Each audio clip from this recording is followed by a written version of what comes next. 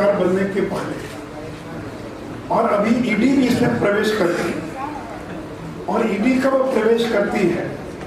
जब किसी मामले में अपराध से पैसा निकलता, पैसा आता है, क्राइम किया गया, अपराध हुआ, पैसा आया, उस पैसे का किस तरह से दुरुपयोग हुआ या उपयोग हुआ, इसको कहते हैं मनी लॉन्ड्रिंग।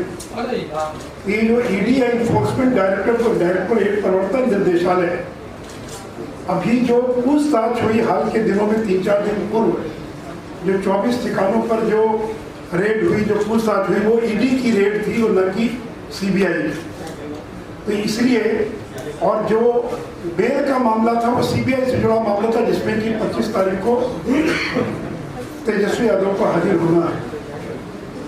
तो मित्रों, जिस मकान में ईडी ने तेजस्वी यादव से पूछताछ की, वो मकान है D1088 न्यू फ्रेंड्स कॉलोनी, नई दिल्ली का 4 मंजिला आलिशान मकान है, जिसकी कीमत 150 करोड़ रुपए से ज़्यादा है। और जिस मकान के आज मालिक हैं तेजस्वी प्रसाद यादव, और एक कंपनी जिसका नाम है AK इन्फोसिस्टम प्राइवेट लिमिटेड, उस कंपनी के भी मालिक हैं तेजस्वी प्रसाद यादव। पर ये जो AK इन्फोसिस्टम प्राइवेट लिमिटेड है, इस कंपनी ने जमीन खरीदी है हजारी राय से। या हजारी राय ने अपनी जमीन औने पौने दाम पर AK इन्फोसिस्टम को बेच दिया 2006 में, और उसके बदले में हजारी राय के 2 भतीजे दिलचंद्र कुमार और प्रेमचंद्र कुमार, इनको जबलपुर और कोलकाता में 2006 में रेलवे की नौकरी लग गई।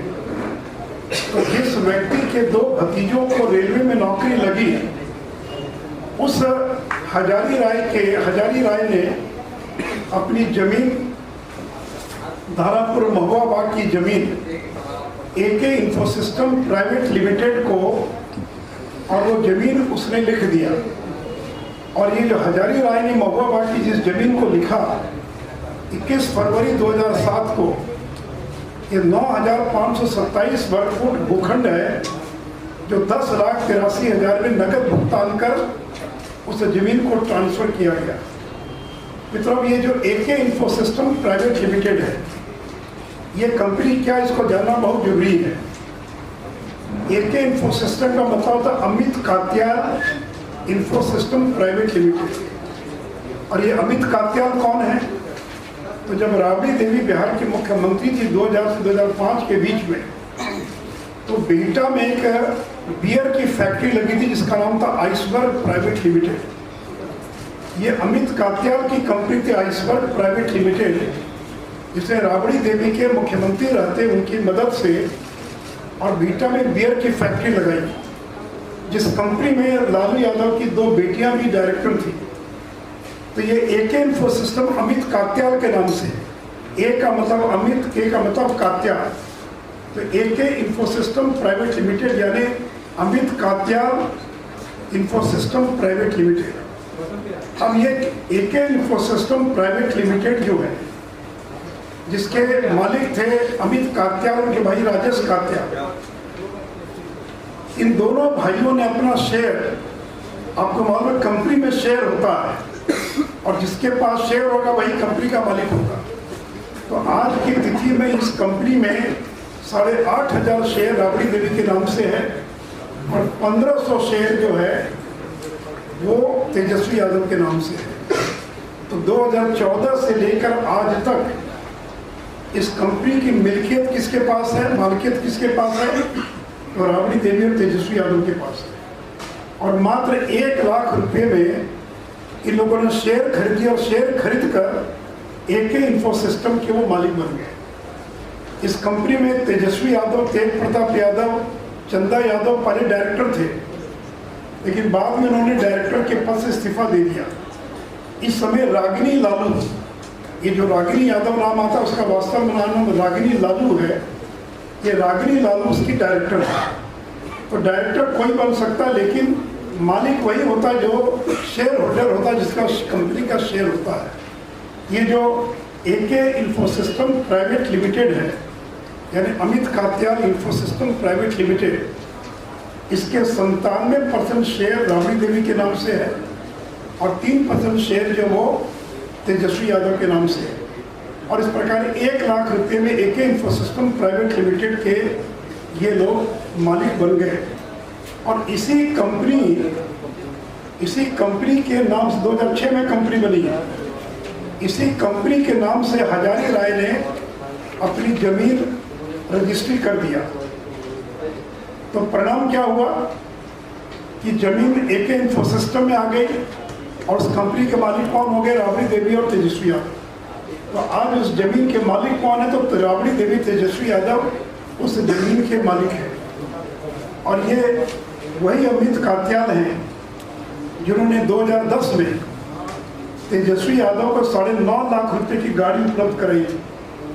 अमित कात्याल की कंपनी है ट्रायंगल ट्रेडिंग लिमिटेड। उसने 2010 में तेजस्वी यादव को 9.5 लाख रुपए की गाड़ी उपलब्ध कराई। और इस अमित कात्याल ने तेजस्वी यादव को 30 लाख रुपए का कर्जा दिया और 55 लाख रुपए का कर्जा दिया तेज प्रताप यादव को। बाद में वो कर्जा माफ कर दिया गया। ये कर्जा कोई देता तो ब्याज सहित वसूलता है, लेकिन अमित कात्याल ने जो कर्जा दिया उसने वापस नहीं लिया, वो कर्जा माफ कर दिया गया। और इस AK इंफोसिस्टम प्राइवेट लिमिटेड ने आज तक कोई बिजनेस नहीं किया। कोई कंपनी खोलता किस लिए? व्यापार करने के लिए। आज तक उसने कोई व्यापार नहीं किया कंपनी ने। 1 नया पैसा भी कोई टर्नओवर नहीं है। 1 लाख या 1,000 रुपया भी कंपनी का टर्नओवर नहीं है। तो न तो कंपनी का टर्नओवर है, न ही कंपनी का कोई व्यापार किया कंपनी ने। उसने एक ही काम किया, कंपनी ने जमीन खरीदने का काम किया। पटना, दानापुर सर्किल के मौजा, चितकोहड़ा, सलेमपुर, चितनावा, बभनगावा, आनापुर में इस कंपनी ने 21 भूखंड, जिसका क्षेत्रफल 221 डिसमिल होता है, तो 221 डिसमिल शहर के अंदर की जमीन, जो आवासीय जमीन, रेजिडेंशियल जमीन है, ऐसे 21 भूखंड 2007 से 2010 के बीच में 2 करोड़ 16 लाख रुपए में इस कंपनी के द्वारा खरीद लिया गया। तो इस कंपनी के मालिक कौन है? तेजस्वी यादव और राबड़ी देवी। और कंपनी के पास 21 भूखंड के आज वो कंपनी मालिक है। उसके मालिक कौन है कंपनी के? तेजस्वी यादव। तो इसलिए इस प्रकार तेजस्वी यादव AK इंफोसिस्टम के माध्यम से इस करोड़ों की संपत्ति के मालिक बन गए। अब सवाल उठता है कि अमित कात्याल ने लालू के बेटे बेटियों को क्यों अपनी कंपनी का डायरेक्टर बनाया? ये आपसे कोई ब्लड का रिश्ता नहीं था, आप कोई इन्वेस्टर नहीं थे, आप कुछ नहीं थे। क्यों आइसबर्ग इंडस्ट्रीज प्राइवेट लिमिटेड ने अमित कात्याल ने लालू के बेटे बेटियों को अपनी कंपनी का डायरेक्टर बनाया? फिर क्यों कात्याल परिवार ने 1 लाख रुपए में अपने सारे शेयर राबड़ी देवी और तेजस्वी को दे दिया? क्यों अमित कात्याल ने 45 लाख का कर्ज दिया जो आज तक वापस नहीं हुआ? क्यों AK इंफोसिस्टम द्वारा रेलवे में नौकरी के लाभार्थी से जमीन लिखवाई? क्यों इस कंपनी ने 1 करोड़ 90 लाख के अनेक भूखंड खरीदे? क्यों इस कंपनी ने अपने स्थापना काल से आज तक कोई व्यापार नहीं किया, व्यवसाय नहीं किया, कोई टर्नओवर नहीं किया, केवल जमीन खरीदने का काम किया? क्या तेजस्वी यादव मात्र 15,000 खर्च कर करोड़ों की संपत्ति के मालिक कैसे बन गए? क्यों अमित कात्याल, उनके भाई राजेश कात्याल ने इस कंपनी के सारे शेयर 1 लाख में राबड़ी देवी और तेजस्वी यादव को बेच दिया? तेजस्वी यादव, चंदा यादव, तेज प्रताप यादव लंबे समय तक इस कंपनी के डायरेक्टर भी थे और इसमें इस कंपनी की डायरेक्टर रागिनी लालू है और शेयर होल्डर तेजस्वी यादव और राबड़ी देवी है। क्यों इस कंपनी का इस्तेमाल रेलवे नौकरी के लाभार्थी की जमीन लिखवाने में किया गया? क्या कारण कि लालू के रेल मंत्री के दौरान ही अधिकांश जमीन खरीदी गई? जितनी जमीन खरीदी गई 2007 से लेकर 2010 के बीच खरीदी गई। और लालू जी 2004 से लेकर 2009 तक रेलवे के रेल मंत्री थे। अभी सीबीआई ने जो एफआईआर दर्ज किया है उसमें एक मामले का उसने उल्लेख किया जो एके इन्फोसिस्टम ने खरीदा, लेकिन इस बीच में मुझे पता नहीं और भी बहुत सारी जांच पड़ताल में और भी बहुत सारी जमीन मिली होगी और वो जमीन उन लोगों के द्वारा बेची गई जो रेलवे के लाभार्थी हैं। तो चार्जशीट की कॉपी जब सार्वजनिक होगी तभी मालूम पड़ेगा।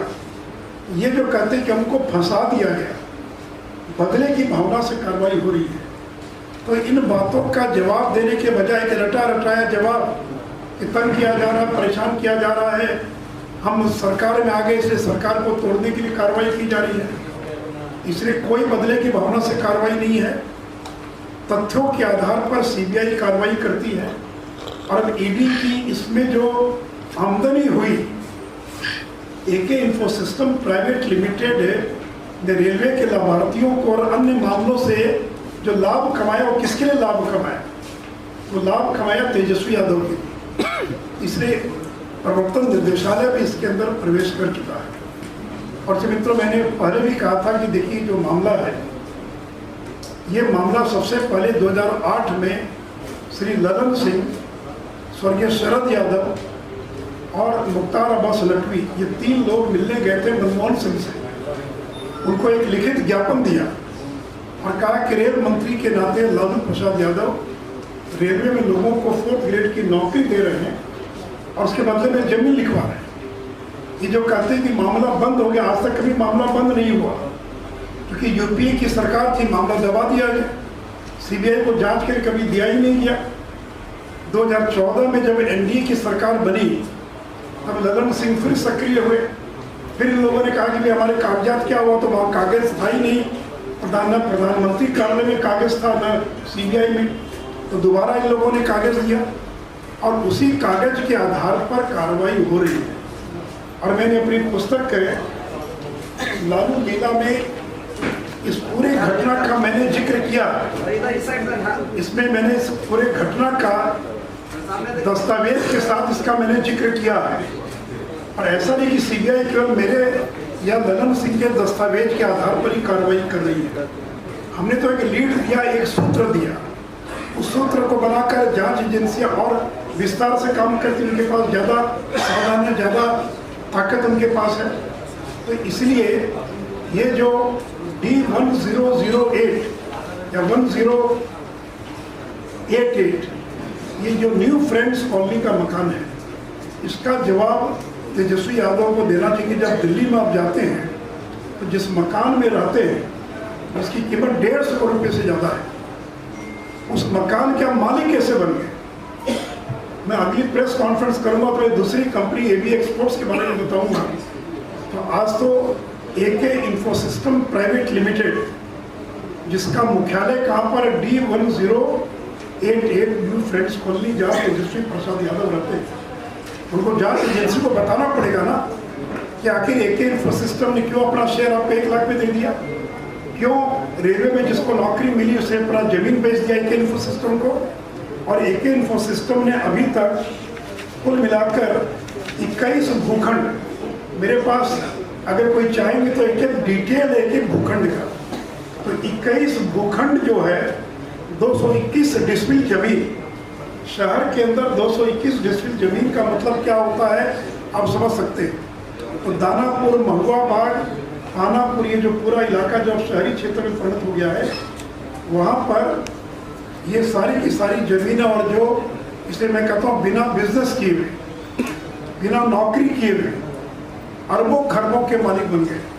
और आज बिहार का सबसे बड़ा जमींदार लालू प्रसाद यादव का परिवार बिहार के अंदर है, जिनके पास 121 से ज़्यादा भूखंड के मालिक हैं, पूरा का पूरा परिवार। इसलिए मित्रों, मुझे लगा कि ये जो एके इन्फोसिस्टम प्राइवेट लिमिटेड जिसके मालिक बन गए और जिसका मुख्यालय D1088 न्यू फ्रेंड्स कॉलोनी है, जो यहाँ रहते हैं, जब पूछताछ करने के लिए ईडी गई थी, सीबीआई नहीं गई थी, ईडी गई थी।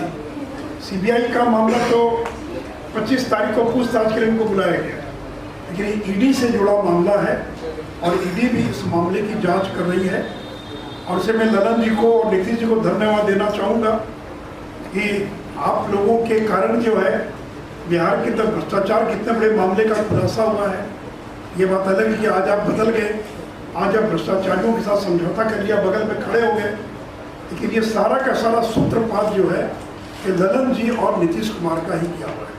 तो मित्रों, इस एक मामले के बारे में अगर कुछ पूछना हो तो आप पूछ सकते हैं। सर, जैसे आपने कहा कि ललन सिंह और नीतीश कुमार को चैलेंज कर चुके हैं, तेजस्वी यादव कई बार चैलेंज चुक चुके हैं कि भाजपा जो भी आरोप लगा रही है हिम्मत है तो साबित करके चैलेंज। मैं तो डॉक्यूमेंट दे रहा हूँ, मैं तो डॉक्यूमेंट दे रहा हूँ ना, इससे बड़ा और क्या होगा। वो डॉक्यूमेंट को खारिज करके आज तक उन्होंने एक का भी बिंदुवार जवाब दिया क्या? वो तो एक लाइन बोलते फंसा दिया गया, बदले की भावना से कार्रवाई। हम तो डॉक्यूमेंट के साथ चीज़ों को पब्लिश कर रहे हैं और इसका जवाब दे दें, एक ही बात का जवाब दे दें कि एक इंफोसिस्टम प्राइवेट लिमिटेड के मालिक कैसे बने, उसके शेयर धारक कैसे हो गए, इतनी बड़ी संपत्ति के मालिक कैसे हो गए, और रेलवे में जिसको नौकरी मिली उसने क्यों अपनी जमीन बेच दिया इस कंपनी को होने दाम पर, इसी बात का जवाब देते हैं। सर, जिस तरीके से आपने कहा कि मामला ये तो अभी आप बोल रहे हैं, तो 2017 का मामला था, दोनों में क्या डिफरेंस क्या है? तो उस समय अंतर ये है कि हम तो कोई जांच एजेंसी नहीं है, हमको तो जो कागज मिला, सूत्र मिले आपसे, उनसे हमने उसको एक्सपोज किया। तो जांच एजेंसी का काम है कि इसकी गहराई में जाकर प्रमाण देना। नहीं, कोई हत्या हो गई मान लीजिए तो प्रमाण चाहिए ना, आपने देखा होगा अलग बात है, लेकिन आप जब तक गवाह नहीं बनिएगा तब तक तो उसको सजा नहीं होगी। तो हमने तो कुछ कागज एक्सपोज किया, कुछ कागज दिया। जांच एजेंसियों का काम है उसके आधार पर तफसील से जांच करना, उसको प्रमाणित करना, सबूत इकट्ठा करना। हमने तो एक मामला दिया, सीबीआई के पास दर्जनों मामले मिल गए और किन किन लोगों ने जमीन बेचा, ये तो वही बता पाएंगे। तो जांच एजेंसियों का काम है कि और गहराई से जांच करके और प्रमाण इकट्ठा करना, ताकि कोर्ट में उस गुनाह को जो है और साबित किया जा सके। हमने तो एक दो मामला दिया था, लेकिन अब तो सीबीआई ने उसमें दर्जनों मामले पा लिए। अब ईडी और कितना गहराई में जाएगा ये तो जांच के बाद ही मालूम पड़ेगा। सर, आपने सवाल है कि नीतीश जी कह रहे हैं कि आप धन्यवाद दे रहे हैं नीतीश जी को, लेकिन नीतीश जी कह रहे हैं कि हमारे साथ आने के बाद ये कार्रवाई की जाए 5-6 साल। वही बात अभी तो मैंने क्या कहा, आपने जोर से सुना नहीं, मैंने क्या कहा, 9 अगस्त को आए नीतीश जी राजद के साथ। इसकी FIR कब हुई है? मई 2022 तो आने के बाद है, तो आने के पहले ना होगा। मई महीने में FIR दर्ज हो गई और सीबीआई का काम करने का तरीका कि सीबीआई सीधे FIR दर्ज नहीं करती, पहले वो प्रारंभिक जांच दर्ज करती जो कहते हैं PE, प्रिलिमिनरी इंक्वायरी। तो 2021 सितंबर में सीबीआई ने प्राथमिक जांच दर्ज किया। उस समय गठबंधन किसकी थे, किसकी सरकार थी बिहार में? NDA की सरकार थी। जब FIR दर्ज हो, किसकी सरकार थी? NDA की सरकार थी।